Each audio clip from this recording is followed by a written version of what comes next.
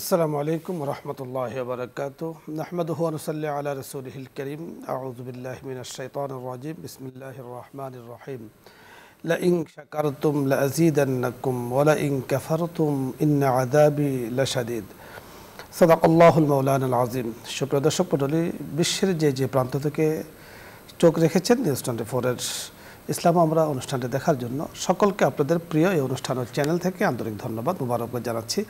আপনাদের সাথে বরাবরের মতো আমি আমজাদ হোসেন হেলালে আছি আলহামদুলিল্লাহ। আল্লাহ রাব্বুল কারীম পবিত্র কোরআনে হাকিমে আলোচ্য আয়াতে যে বিষয়টি আমাদেরকে বোঝাতে চেয়েছেন, জানাতে চেয়েছেন, আমাদের ইয়াকিন ও বিশ্বাসের অন্তর্ভুক্ত করতে চেয়েছেন, তা হলো কৃতজ্ঞতা প্রকাশের গুরুত্ব তাৎপর্য। আল্লাহ তাআলা বলে দিয়েছেন, বান্দা যখন কৃতজ্ঞতা জ্ঞাপন করবে, কৃতজ্ঞতা স্বীকার করবে, তার উপরে অটল থাকবে, আল্লাহ তাআলা নেয়ামত বাড়িয়ে দিবেন। যদি অকৃতজ্ঞ নাফরমানি কেউ হয় তাহলে তার পরিণাম কি আজকে আল্লাহ চাহিত আমরা এই বিষয় নিয়ে কথা বলবো। কথা বলার জন্য আমাদের সাথে যোগ দিয়েছেন বিশিষ্ট ইসলামী চিন্তাবিদ, ইসলামিক স্কলার শেখ মুফতি মাসুম আহমদ, প্রিন্সিপাল জামিয়া ইসলামিয়া শামসুল উলুম মাহমুদিয়া ঢাকা। সাথে আছি আমজাদ হোসেন হেলালি। আসসালামু আলাইকুম। ওয়ালাইকুম আসসালাম ওয়া রাহমাতুল্লাহ। জি শেখ, কেমন আছেন? আলহামদুলিল্লাহ। আজকে আপনার কাছে আমরা জানবো যে কৃতজ্ঞতার শুকরিয়া আদায়ের গুরুত্ব তাৎপর্য নিয়ে, কারণ এই বিষয়টি এত গুরুত্বপূর্ণ।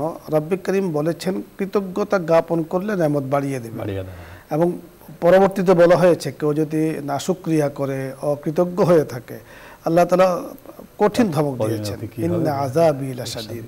আপনার কাছে আমরা এই সম্পর্কে আলোচনা শুনবো আজকে। খুব সুন্দর একটি বিষয়। নাহমাদুহু ওয়া নুসাল্লি আলা রাসূলিহিল কারীম। قال تعالى أعوذ بالله من الشيطان الرجيم بسم الله الرحمن الرحيم لئن شكرتم لأزيدنكم ولئن كفرتم إن عذابي لشديد صدق الله مولانا العظيم। শুকরিয়া আরবিতে যেটাকে শুকরিয়া আদায় বলে, আমাদের বাংলা ভাষায় আমরা বলি কৃতজ্ঞতা প্রকাশ। কৃতজ্ঞতা প্রকাশটা এটা ব্যক্তির অন্যতম প্রধান যে গুণাবলী আছে তার একটি। অর্থাৎ যে ব্যক্তি নিজেকে যতটা ভালো হিসাবে প্রমাণ করতে চায়, তার উচিত হবে সে যেন কৃতজ্ঞ হয়। আল্লাহর কাছে এবং দুনিয়াতে ভালো মানুষদের কাছে অকৃতজ্ঞের কোনো স্থান নাই, কোনো জায়গা নাই। ভদ্রলোকেরা সবসময় কৃতজ্ঞ হয়। এত প্রয়োজন কেন? জগতে যে আমরা বসবাস করি, আমরা কিন্তু কেউ একা থাকি না, 10 জনে মিলে এখানে থাকি। আর 10 জনের কাছে কোনো না কোনোভাবে আমরা মুখাপেক্ষী থাকি। কেন? আমরা কেউ স্বয়ং সম্পূর্ণ নই। প্রথমত সৃষ্টি হিসাবে আল্লাহর কাছে আমরা মুখাপেক্ষী, স্রষ্টার কাছে, তিনি আমাদেরকে সৃষ্টি করেছেন।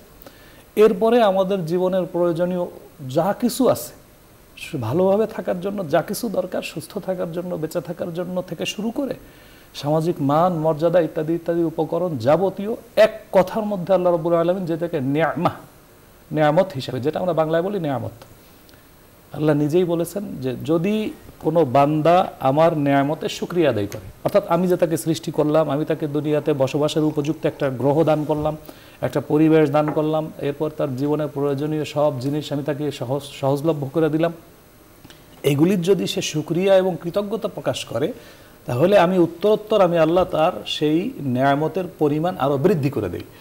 সামাজিক প্রতিষ্ঠা যদি কেউ পায় আর এটার যদি কেউ কৃতজ্ঞতা স্বীকার করে, তাহলে আল্লাহ পাক তাকে আরও প্রতিষ্ঠা দান করেন, আরও মর্যাদা দান করেন।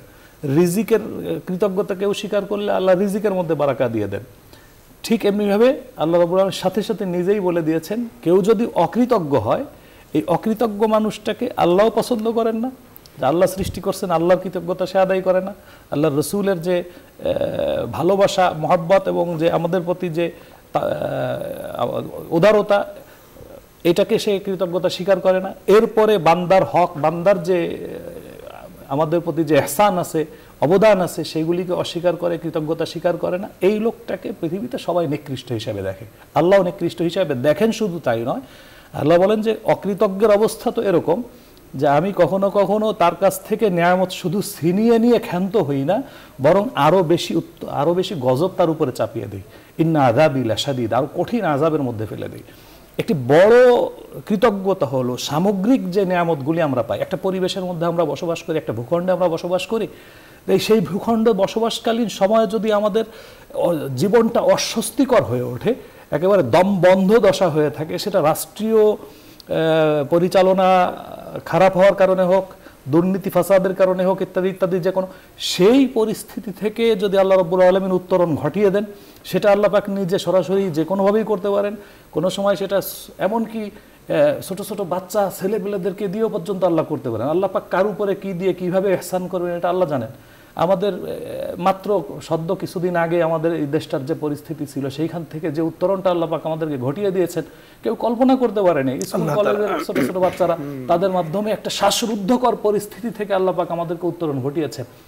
এইরকম বিষয় যখন আসে, বিশেষত আমার ব্যক্তিগত পর্যায়ে ছোটোখাটো কষ্ট আছে, আমি মেনে গেলাম, কিন্তু জাতীয় কষ্ট, সামগ্রিক কষ্ট, পুরো জাতি যে সময় শ্বাসরুদ্ধকর অবস্থার মধ্যে পড়ে যায়, সেই পরিস্থিতি থেকে আল্লাহ রাব্বুল আলামিন যদি উত্তরণ ঘটিয়ে দেন, প্রথমত আল্লাহ শুকরিয়া আদায় করা উচিত অবশ্যই। তারপরে সেই ক্ষেত্রে আল্লাহ যাদেরকে কাজে লাগান, যাদের মাধ্যম হয়ে, যাদের ত্যাগ তিতিক্ষার বিনিময়ে, সেই এহসানের বিনিময়ে, যাদের ত্যাগের বিনিময়ে, কুরবানির বিনিময়ে সেই পরিস্থিতির উত্তরণ ঘটে, জাতি হিসাবে সর্বপ্রথম দায়িত্ব হলো আমাদের সেই কৃতজ্ঞতা স্বীকার করা। অবশ্যই আপনি যথার্থ বলেছেন।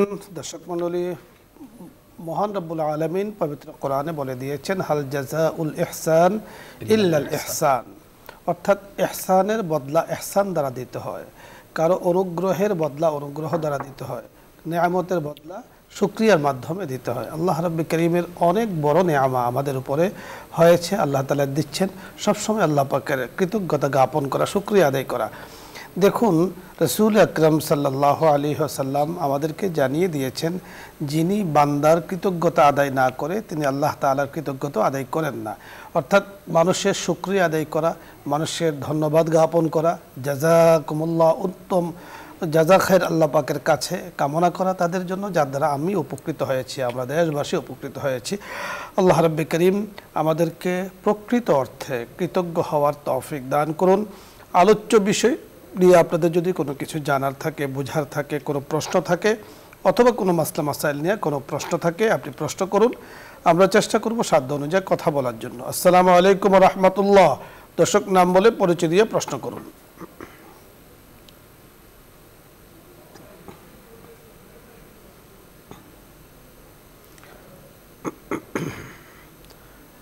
আসসালামু আলাইকুম ওয়া রাহমাতুল্লাহ। ওয়ালাইকুম সালাম ওয়া রাহমাতুল্লাহ। জি, আপনি পরিচয় বলুন, প্রশ্ন করুন। আমার দুইটা প্রশ্ন হুজুর। জি বলুন। একটা প্রশ্ন, এই আমি হাতা কাটা এই কাপড় পরে কি নামাজ আদায় করতে পারবো? জি। দ্বিতীয় প্রশ্ন। দ্বিতীয়ত প্রশ্ন, আপনার আহলে বাইত পাঁচ বেতন কাকে বলে? জি ধন্যবাদ। যে আপনি শুনতে থাকুন, আমরা কথা বলছি।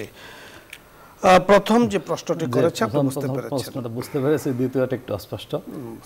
হাতা কাটা জামা পরিধান করে নামাজ পড়া, নামাজের জন্য সর্বোত্তম সুন্দর পোশাক আল্লাহ নির্বাচন, খুযু যিনাতাকুম ইনদা কুল্লি মসজিদ, আল্লাহ বলছেন যে সর্বোত্তম পোশাক নির্বাচন করা। আর সর্বোত্তম পোশাক হলো যেটা সুন্নতি পোশাক। এজন্য নামাজের ক্ষেত্রে পুরুষ মহিলা তাদের জন্য যে সুন্নতি পোশাক নির্ধারিত, সেটা অবশ্যই হাতা ঢাকা, হাতা কাটা নয়, sleeve, full sleeve, half sleeve নয়, এরকম পোশাকই উত্তম।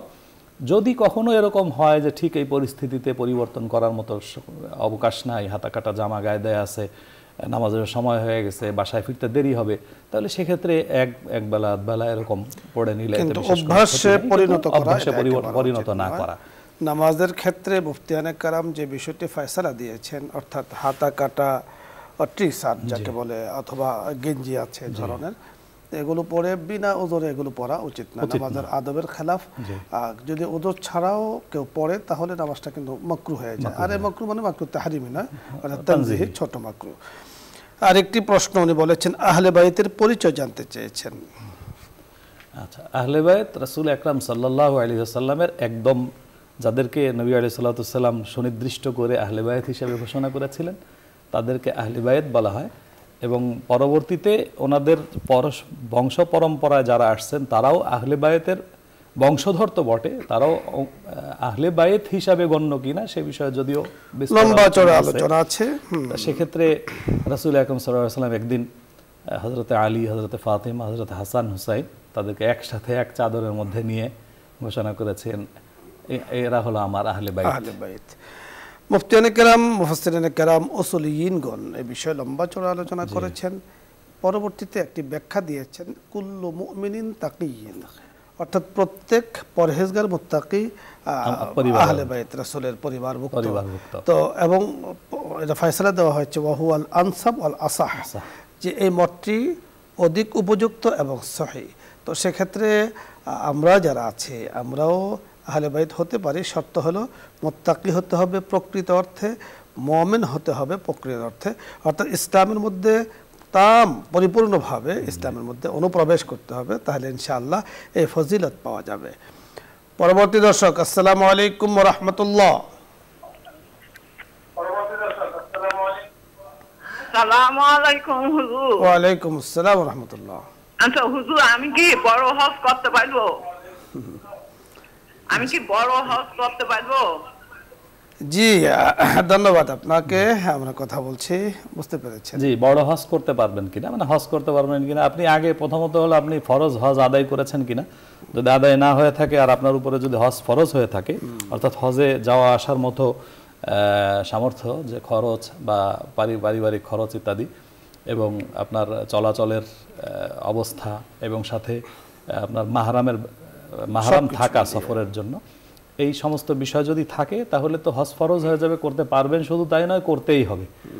আর যদি ফরজ হজ আদায় হয়ে গিয়ে থাকে তাহলে আপনার শক্তি সামর্থ্যের উপরে, যতটুকু ওনার কথার দ্বারা আমরা বুঝতে পেরেছি উনি বড় হজ হয়তো করেন। তো এজন্য আপনার জন্য যে শর্ত হজ ফরজ হওয়ার জন্য অর্থনৈতিক সাপোর্ট যেমন জরুরি, শারীরিক সুস্থতা তেমন জরুরি, মাহরাম থাকা তাও জরুরি, এবং পথের খরচ আদি ইত্যাদি আপনি বহন করতে পারবেন সেটাও জরুরি। আমাদের মাদের জন্য, বোনদের জন্য কিন্তু এই শর্তগুলো মিলিয়ে সব থাকলে কিন্তু আপনার উপরে হজ ফরজ হয়। আর হজ যখন ফরজ হবে তখন তো হজ করতে পারি না, আপনাকে করতেই হবে। আপনি যদি হজ না করেন কারো দ্বারা করাতে হবে, যাকে বদলি হজ বলা হয়, যাদের স্বাস্থ্যে আপনার না কোলায়। এই জন্য আপনি নিজেরটা নিজে ভালো বুঝবেন যে এই বিষয়গুলো আপনার আছে কিনা। এছাড়াও আপনাকে আর একটু পড়াশোনা করতে হবে যে হজ ফরজ হয় কি কি কারণে, পুরুষদের উপরে কি কারণে, নারীদের উপরে কি কারণে, কি প্রয়োজন হয়। আশা করছি আপনি পেয়ে যাবেন। পরে দর্শক, আসসালামু আলাইকুম ওয়া রাহমাতুল্লাহ।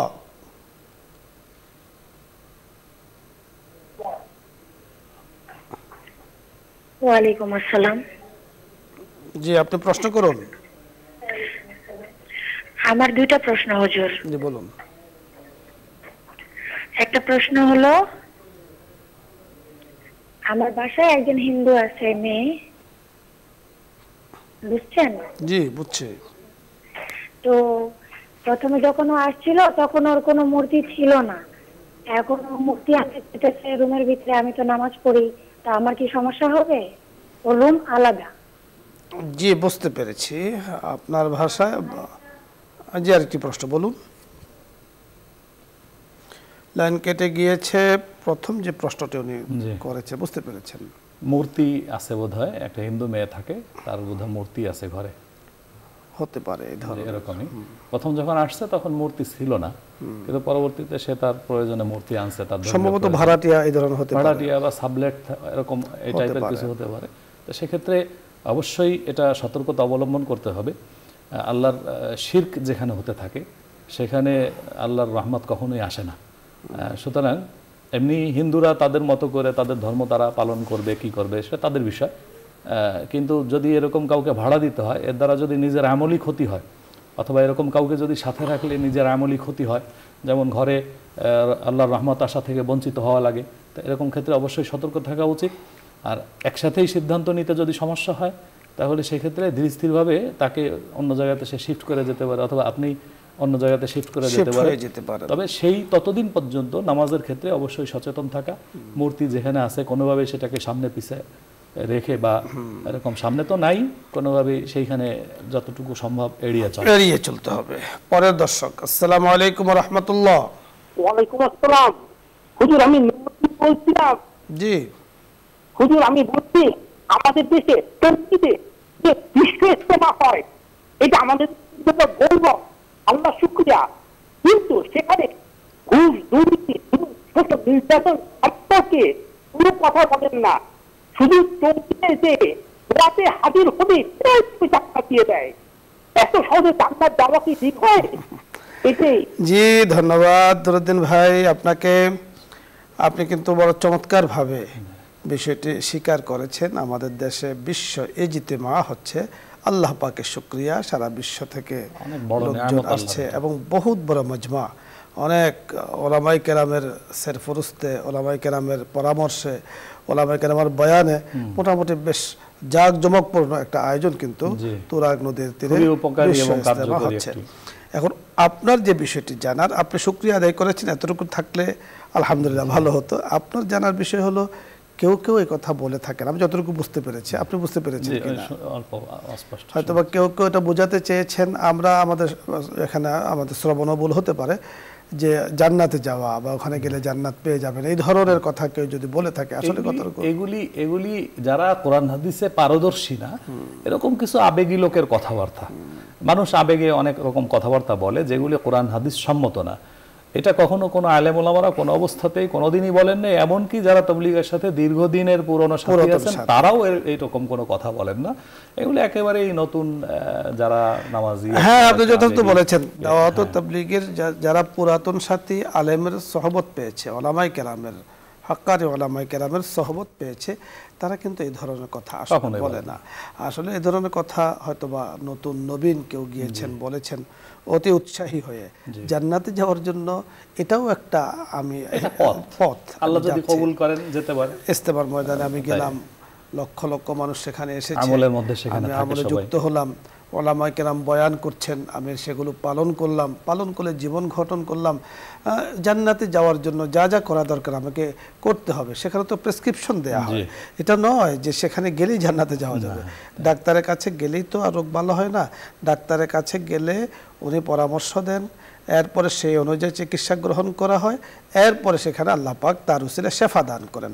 জাস্ট ওলামাই কেরামের কাছে বা দাওয়াত ও তাবলীগে সেখানে একটা প্রেসক্রিপশন সেখান থেকে দেওয়া হয়, এভাবে চলতে হবে, ওইভাবে নামাজ পড়তে হবে, তারপরে এভাবে দিনই কাজ করতে হবে, তেলাওয়াত করতে হবে, জাস্ট এগুলি বলা হয়। তো নুরুদ্দিন ভাই আপনাকে ধন্যবাদ আপনি সুন্দর প্রশ্ন করার জন্য।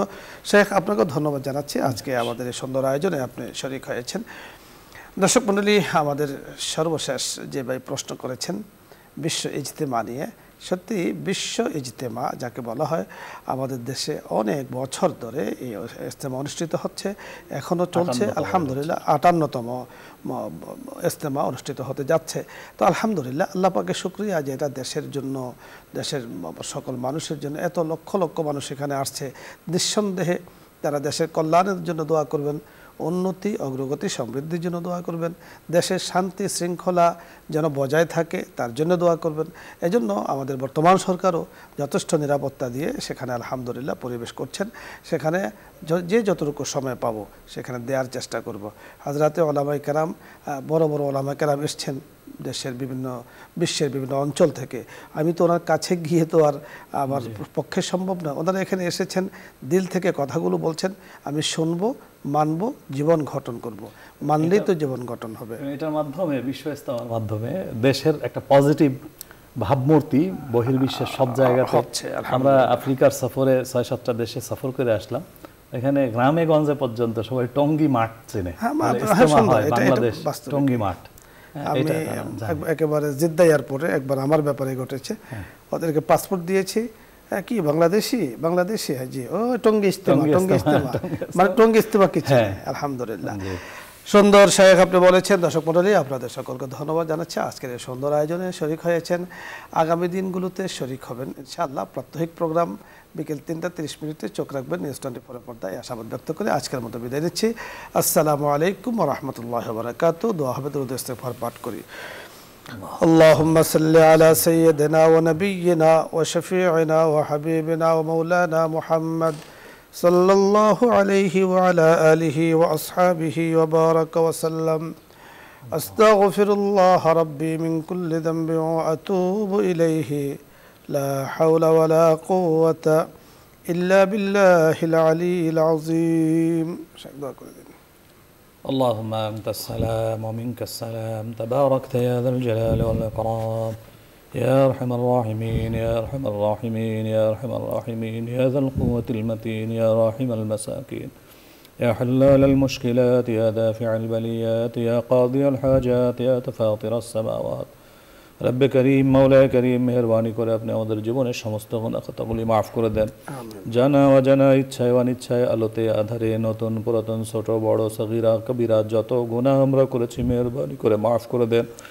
মাওলায়ে করিম আমাদের মা বাবা দাদা দাদি নানা নানি মুরব্বী আত্মীয় স্বজন পাড়া প্রতিবেশী বন্ধু বান্ধব দোস্ত আহবাব থেকে শুরু করে আরও যাদের আমাদের উপর হক রয়েছে সবাইকে আপনি মাফ করে দেন।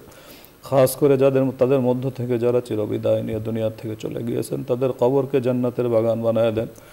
तमाम বিশ্বের মুসলিমিন মুসলিমাত মুমিনিন মুমিনাত যারা ঈমানের সাথে কবরবাসী হয়েছেন সবাইকে আপনি মাফ করে দেন। আমরা যারা জীবিত আছি আমাদের সবাইকে আপনি সিরাতুল মুস্তাকিম নসিব করে দেন, সিরাতুল মুস্তাকিম নসিব করে দেন।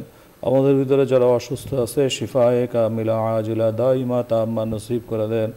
মাওলায়ে করিম যারা অভাবী আছে তাদেরকে হালাল রিজিকের বন্দোবস্ত করে দেন। যারা কন্যাদায়গ্রস্ত আছেন তাদের জন্য উত্তম ব্যবস্থা করে দেন। মাওলায়ে করিম আমাদের যাবতীয় প্রয়োজনগুলি আপনি নিজ হাতে গায়েবী খাজানা থেকে পরিপূর্ণ করে দেন। तमाम বিশ্বের যত জায়গাতে দিনই যত প্রোগ্রাম চলে দিনই যত কার্যক্রম চলে মেহেরবানি করে আপনি কবুল ও মঞ্জুর করে নেন। যে বা যারা এর সাথে জড়িত ছিলেন আছেন থাকবেন যুক্ত আছেন যুক্ত ছিলেন যুক্ত থাকবেন সবাইকে আপনি এর ওসিলা করে নাজাত দিয়ে দেন। মাওলায়ে করিম খাস করে এই প্রোগ্রাম যেখান থেকে প্রচারিত হচ্ছে যারা এটার আয়োজন করেছেন আমরা যারা এটার সাথে সংশ্লিষ্ট আছি আমাদের এই মেহনতগুলি আপনি কবুল ও মঞ্জুর করে নেন। মাওলায়ে করিম तमाम বিশ্ব থেকে আপনার আশিকরা আপনার পাগলরা আপনার নবীর মুহাব্বতের পাগলরা আমাদের ময়দানে টঙ্গী ইজতেমার ময়দানে তারা জমায়েত হয়েছেন দ্বীনি কারণে দ্বীনি স্বার্থে নিজের খেয়ে নিজের পয়সায় নিজের সময় নিয়ে নিজের জান নিয়ে মাল নিয়ে তারা একত্রিত হয়েছেন শুধুমাত্র আপনাকে পাওয়ার আশায় তারা হেদায়েত নেওয়ার জন্য গাইডলাইন নেওয়ার জন্য দিক নির্দেশনা নেওয়ার জন্য এখানে এসেছেন। এখান থেকে সারা বিশ্বের বিভিন্ন জায়গাতে তারা ছড়িয়ে পড়বেন দিন আর দাওয়াত নিয়ে তারা চলে যাবেন। এই যাবতীয় মেহনতগুলি আপনি কবুল ও মঞ্জুর করে নেন। মাওলায়ে করিম আমরা যা কিছু প্রয়োজন আছে আপনি গায়েব থেকে পরিপূর্ণ করে দেন। আপনার হাবিব আপনার কাছে যা কিছু চাইতেন কল্যাণকর যা কিছু আছে সব আমাদেরকে দান করে দেন। আপনার হাবিব যা কিছু থেকে আশ্রয় চাইতেন পানাহ চাইতেন বেঁচে থাকার জন্য আকুতি করতেন আমরাও চাই মেহেরবানি করে আপনি আমাদেরকে পানাহ দিয়ে দেন।